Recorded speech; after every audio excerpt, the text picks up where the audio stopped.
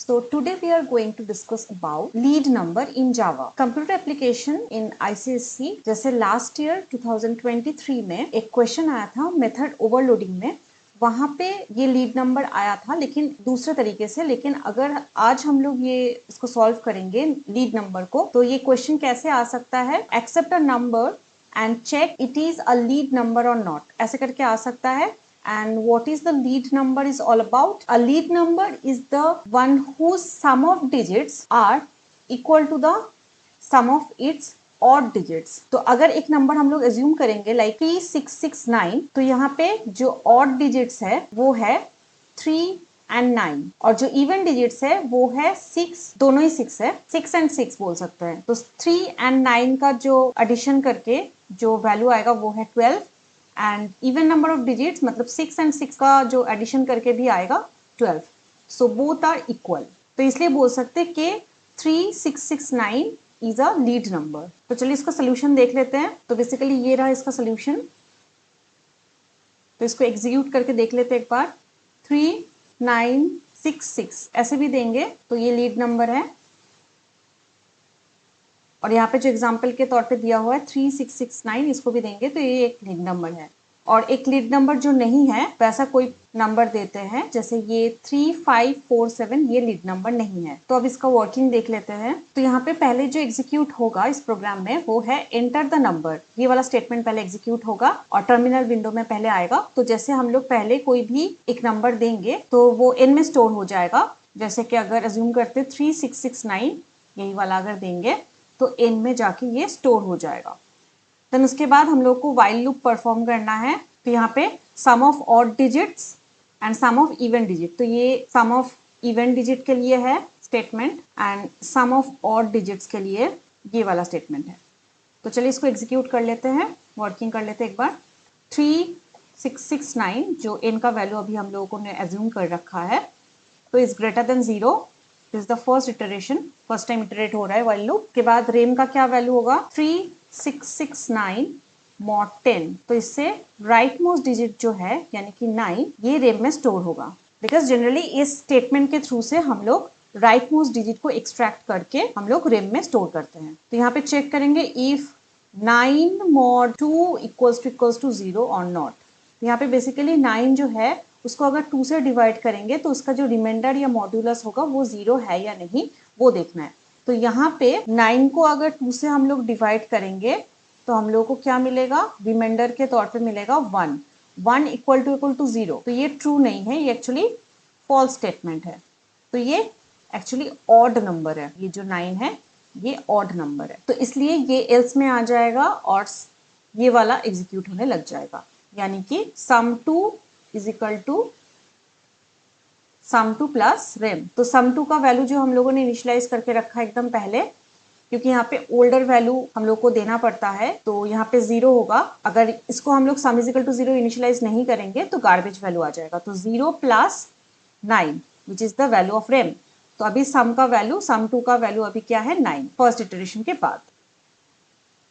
उसके बाद ये वाला स्टेटमेंट को एग्जीक्यूट करेंगे, n is equal to n quotient 10, यानी कि 3669 कोशेंट 10 का मतलब है n इक्वल टू 366। तो जो राइट मोस्ट डिजिट है इस स्टेटमेंट के थ्रू से राइट मोस्ट डिजिट एलिमिनेट हो जाता है। तो अब सेकेंड इटरेशन है व्हाइल n ग्रेटर देन 0, तो n का लास्ट वैल्यू था 366 ग्रेटर देन 9। तो second time while loop iterate हो रहा है, यहाँ पे RAM equals to 366 mod 10।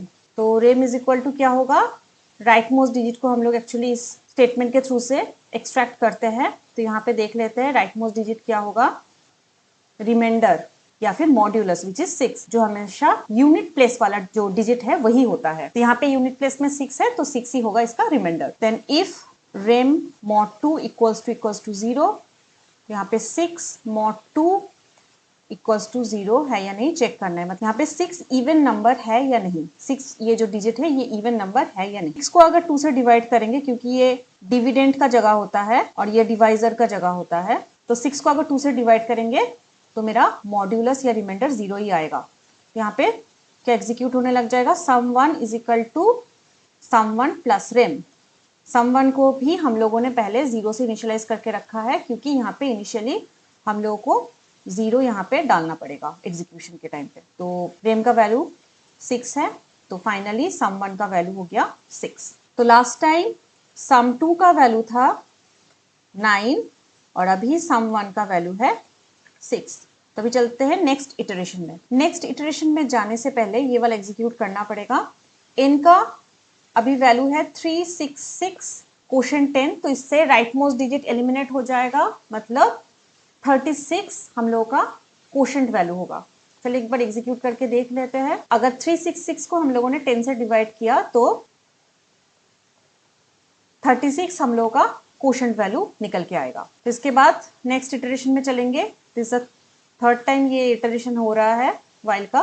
RAM equal to 36 mod 10, तो रेम इक्वल टू 6 आएगा, क्योंकि अगर कोई भी नंबर को हम लोग 10 से डिवाइड करते हैं तो राइट मोस्ट डिजिट जो उसका होता है यूनिट प्लेस में, वही उसका रिमाइंडर होता है। उसके बाद फिर से हम लोग चेक करेंगे if rem mod 2 equals to 0 और नॉट, तो ये ट्रू है बिकॉज अभी रेम का वैल्यू 6 है, तो लास्ट टाइम जैसे ट्रू हुआ था, क्योंकि 6 इज इवन नंबर, क्योंकि 6 को अगर 2 से डिवाइड करेंगे तो उसका रिमाइंडर 0 होगा। तो अभी क्या एग्जीक्यूट होने लग जाएगा, sum 1 is equal to sum 1 plus rem. तो लास्ट टाइम जो सम 1 का वैल्यू था विच वाज 6 और अभी रिमाइंडर का वैल्यू है 6, तो सम 1 का भी करेंटली वैल्यू हो जाएगा फाइनली 12 हो जाएगा। तो इसके बाद n is equal to n quotient 10, तो यहाँ पे n का वैल्यू क्या हो जाएगा 36 क्वोशंट 10, मतलब n इज इक्वल टू 3। तो अब लास्ट इटरेशन करेंगे। तो लास्ट इटरेशन में 3 ग्रेटर देन 0 ये फोर्थ टाइम एग्जीक्यूट हो रहा है, क्योंकि टोटल नंबर ऑफ डिजिट्स जो है वो 4 है। तो जनरली वाइल लूप इस सिचुएशन में एग्जीक्यूट उतना बार होता है जितना बार उसका टोटल नंबर ऑफ डिजिट होता है। तो यहाँ पे टोटल नंबर ऑफ डिजिट क्योंकि 4 था, तो इसलिए 4 टाइम इसका इटरेशन होगा। तो फॉर्मूला के अकॉर्डिंगली 3 mod 10, मतलब रिमाइंडर यहाँ पे क्या आएगा 3 आएगा। बहुत जनों को दिक्कत होता है यहाँ पे समझने में, तो देख लेते हैं कैसे। 10 zeros are 0 और यहाँ पे 3 आ गया इसका रिमाइंडर। फिर उसके बाद इफ चेकिंग करेंगे रेम mod 2 इक्वल्स टू 0 और नॉट, यहाँ पे बेसिकली 3 mod 2 इक्वल्स टू 0, ये ट्रू नहीं है बिकॉज 3 को अगर 2 से डिवाइड करेंगे तो रिमाइंडर 1 निकल के आएगा, 1 equal to 0 which is not true at all. तो इसलिए एल्स में आ जाएगा, यहाँ पे एल्स वाला एग्जीक्यूट होने लग जाएगा। तो एल्स में क्या है, sum 2 equals to sum 2 plus rem. Sum 2 का लास्ट टाइम वैल्यू था 9, तो इसलिए 9 प्लस अभी रिमाइंडर है 3, तो सम 2 का वैल्यू अभी क्या है 12। तो फाइनली ये वाइल लूप जो है ये कंप्लीट हो गया है, क्योंकि इसके बाद देखिए अगर हम लोग 3 क्वोशंट 10 करेंगे तो n का वैल्यू क्या आएगा 0 आएगा। और इसके बाद जब हम लोग इटरेशन करने लग जाएंगे कि वाइल 0 ग्रेटर देन 0, तो यहाँ पे एग्जीक्यूट नहीं होगा, फॉल्स हो जाएगा। तो यहाँ पे आगे हम लोग इफ सम 1 मतलब 12, क्योंकि सम 1 का वैल्यू 12 है, इक्वल टू सम 2 का वैल्यू भी यहाँ पे 12 है, सो बोथ आर इक्वल। सो 3669 ये जो हम लोगों ने नंबर यहाँ पे अज्यूम किया था ये लीड नंबर है, इसको प्रूव करता है। तो ये रहा इसका एक्सप्लेनेशन।